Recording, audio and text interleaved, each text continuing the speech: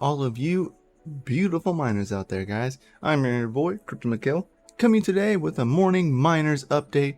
Good morning, miners. I hope you all are doing well and fantastic wherever you are. Now, of course, today we are going to kind of go over, should we buy a Intel Arc A750 or an A770?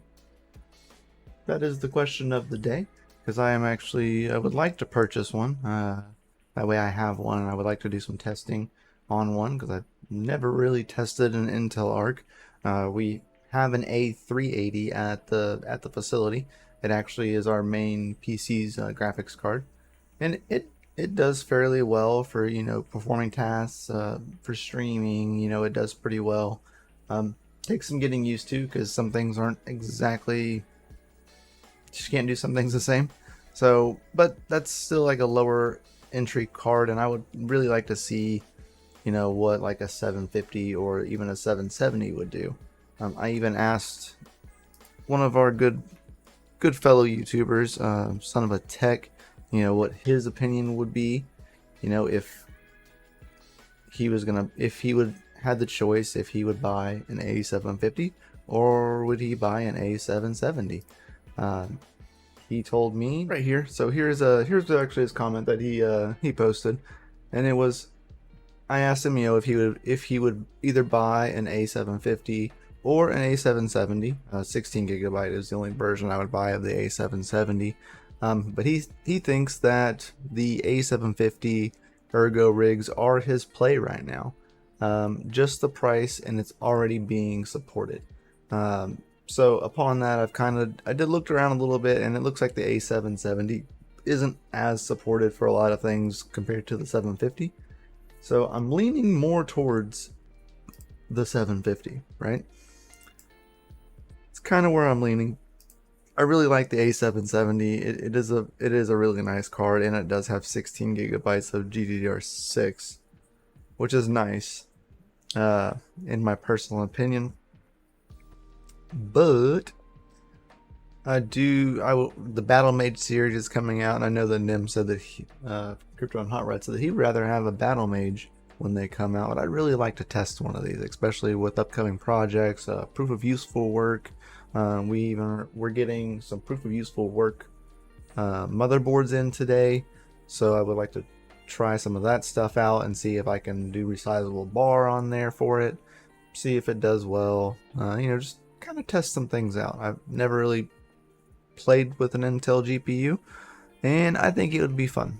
So let me know down in the comment section below if you would choose an A770 or an A750. I'm leaning towards the 750 myself, like I said, and it is a little bit cheaper right now, and I know that we have an awesome subscriber who has offered to lend me their 770 to do some testing on, so we could potentially, you know, do a head-to-head comparison. Now, when it comes to prices and availability, it's kind of hit and miss. I've seen some on Amazon, but some aren't always in stock. So for an A750, you're looking at $249. Shipped to me after taxes and everything, it's like $385, almost $390. Or $290, sorry.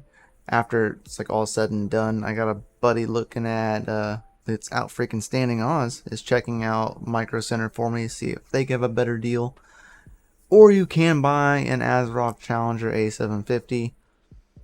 The only difference between the two is just the maker of the card, and I would believe that the Challenger is going to be easier to take apart.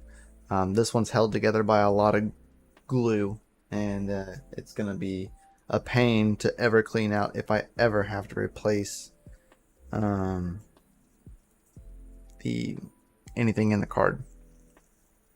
So that being said, you also have the A770s, which you cannot find on Amazon. They are all sold out, but they're even sold out here on Newegg for the base model.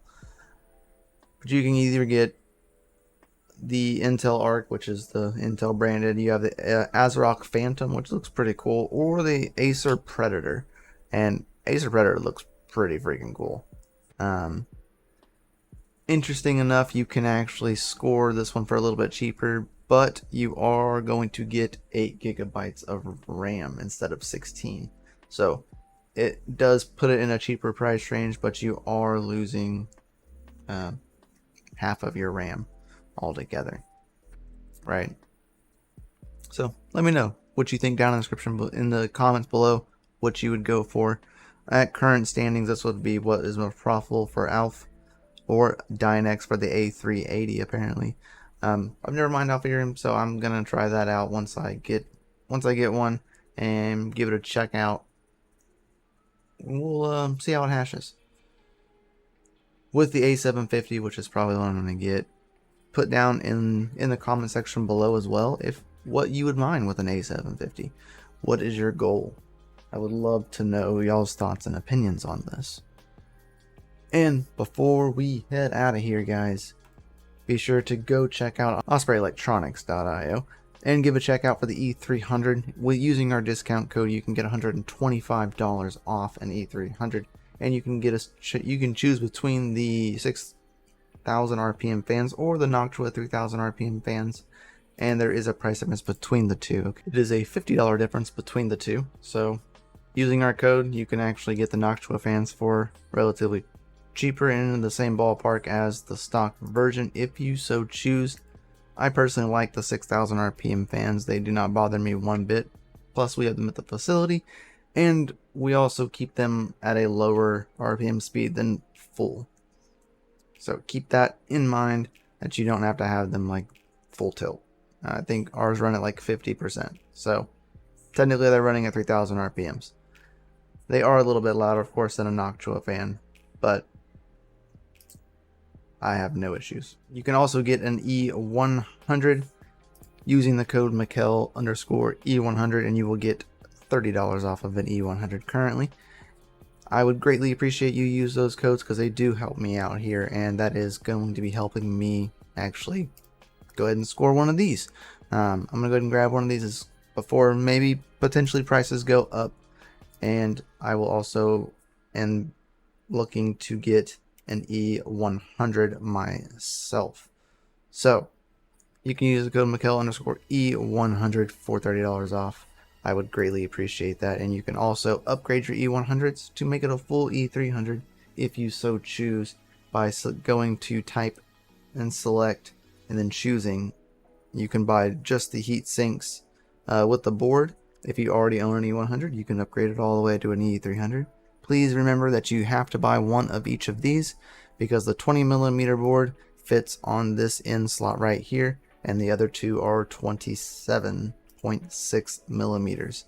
So keep that in mind when you go and purchase your upgrade boards, that you only have to buy one of each because you already have one 27.6 smack dab in the middle. Guys, I hope you guys have a fantastic morning wherever you are.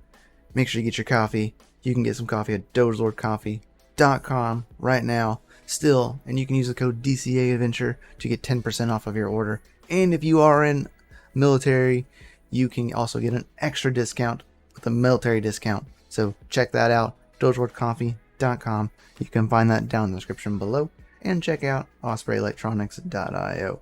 Two fantastic places and two fantastic companies that support the channel. Catch you on the next one. Much love. Peace out. Get your brew on. Get your hash on. We'll see y'all next time. Peace. Stay savage.